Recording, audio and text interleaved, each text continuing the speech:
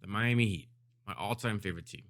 This is their top 10 list. This was insanely fun to do, to kind of dive into the history of the team and then balance out, right, my heart, how high I wanted to put these players, and then like stats and just logic. There might be a couple people that are on this list that maybe shouldn't be, so slightly biased, but hey, it was super fun. Hope you guys enjoy it as much as I enjoyed making it. Please leave a like if you do. And the comment below who I missed, who you think should be higher, who should be lower, and then let me know what team I should do next. Again, this was very, very fun. I would love to kind of dive into the history of another team that I don't know much about. So yeah, hope you guys enjoy the video. Y'all have a nice rest of your day. The Miami Heat top 10 list. All right, coming in at number 10, we've got Udonis Haslam, the OG, Mr. 305 himself. While you look at his stats, and nothing really major jumps out at you, just 7.7 rebounds for his career. The question may come up: why is he on this list? Let me lay it out for you real quick.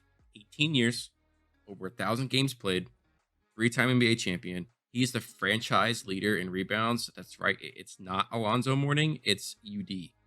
He is the only player in NBA history to be undrafted and lead his team in rebounds, which was crazy to me.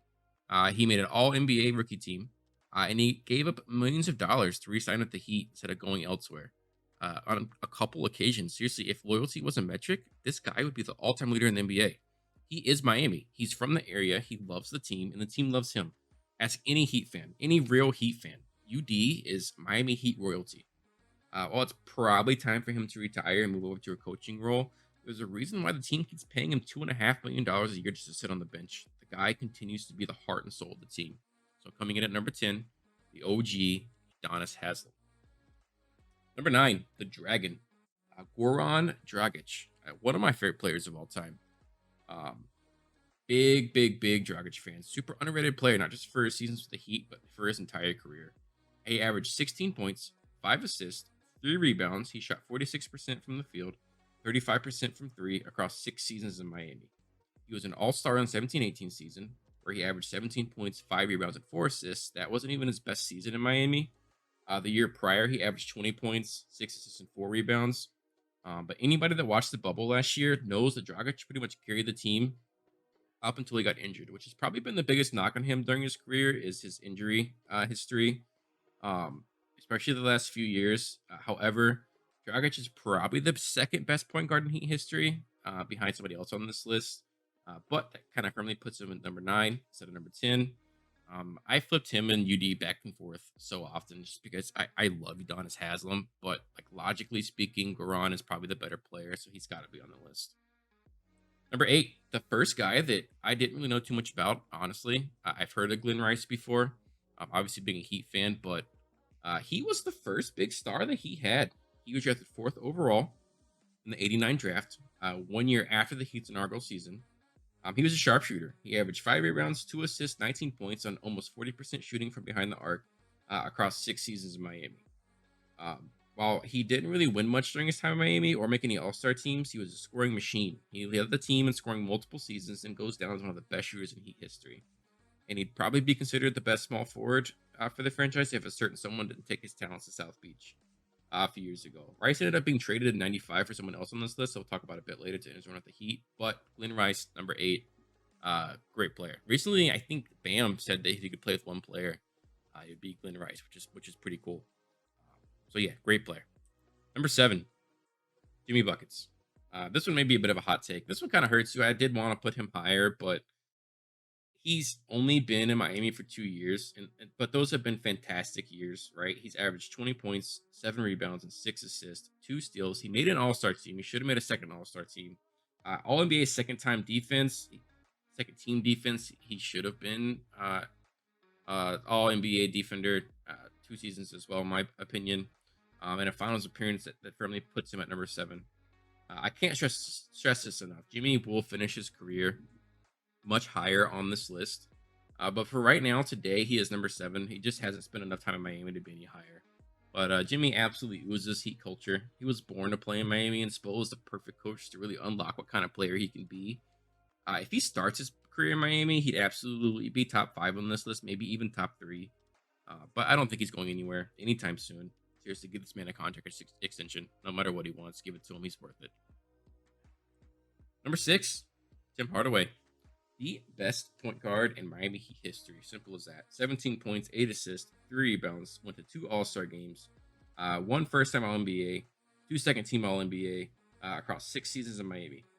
Tim really was a big part of when the Heat finally started to turn their franchise around and actually win some games. He was fourth in MVP voting in the 96-97 season, finishing behind a few people you've probably heard of. Karl Malone, who won it that year, Michael Jordan, and Grant Hill. He led them to a franchise record for wins at the time, 61. Unfortunately, they kind of ran into a buzzsaw in the Eastern Conference Finals in the Chicago Bulls, and they lost in 5 games. But that was a lot for the Heat at that point. You know, they haven't really had too much success as a franchise. But after it was all said and done, he had an outstanding career. Hardaway was the best player on a lot of teams that had other Hall of Famers on them. Unfortunately, he doesn't look like he himself will be getting into the Hall of Fame. But hey, getting on this list should be a pretty decent alternative. Starting the number 5, Shaq. He'd be here on here somewhere. There is no way around it. Shaq is a Heat legend. Yes, he left on a sour note, but what he did for 3 years was some of the most dominant basketball the franchise had ever seen. He averaged 19 points, 9 rebounds, 2 blocks, 3 All-Star appearances, 2 first-team All-NBA, and he should have won MVP in the 04-05 season instead of Steve Nash. It was like the closest voting in the history of the NBA. He should have won it. I don't care what you say. You can't convince me otherwise. Shaq wanted to come to Miami and play with D Wade, who he nicknamed the Flash, and he promised Heat fans he'd bring them a championship, and he absolutely did. At times, Shaq carried the team due to Wade being injured, which is really impressive considering Shaq was closing in on his mid-30s and probably out of his prime. But he did what he was brought there to do. Unfortunately, injuries and clashes with Pat Riley led to him to being traded in the 2008 season to the Suns. So he only finished 3 seasons. He even signed a longer extension with the Heat, but again, number 5, Heat legend. It's Shaquille O'Neal, after all. Number 4, Chris Bosh. First of the big 3 on this list. Chris Bosh was an absolute superstar. He took a lot of unwarranted criticism, but he sacrificed the most on the court. He took a backseat to LeBron and Wade. And I know what you're thinking, right? Of course he did. He's nowhere near the same player that they were. But Bosh was a 2010 guy before he came to Miami and was really just coming into his own. He averaged 24 points and 10 rebounds this last year in Toronto. Yes, he should have taken a backseat to LeBron and Wade, but that's really why his numbers were a bit down during his 6 seasons in Miami. He averaged 18 points and 7 rebounds, but he made an all-star team every year he was in Miami, and he was a huge part of the 2 championships. Without him, they don't win those championships. It's as simple as that.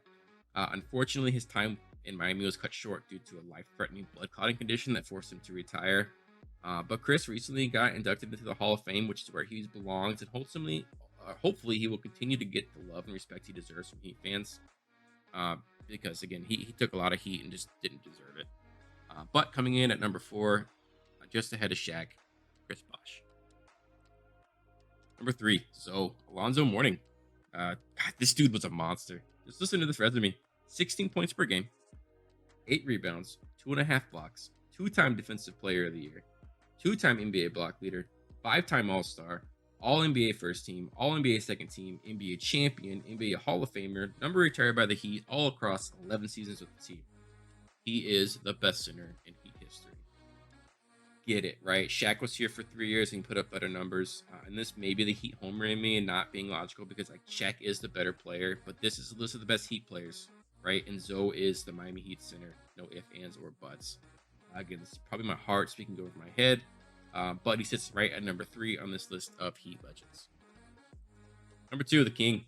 Knew he was going to be on here somewhere, just kind of depending on where. He is number 2. It's LeBron James. He's only number 2 solely because of who's number 1, and he only spent 4 seasons in Miami. But my God, that was the best 4 years of Heat basketball that we have ever seen.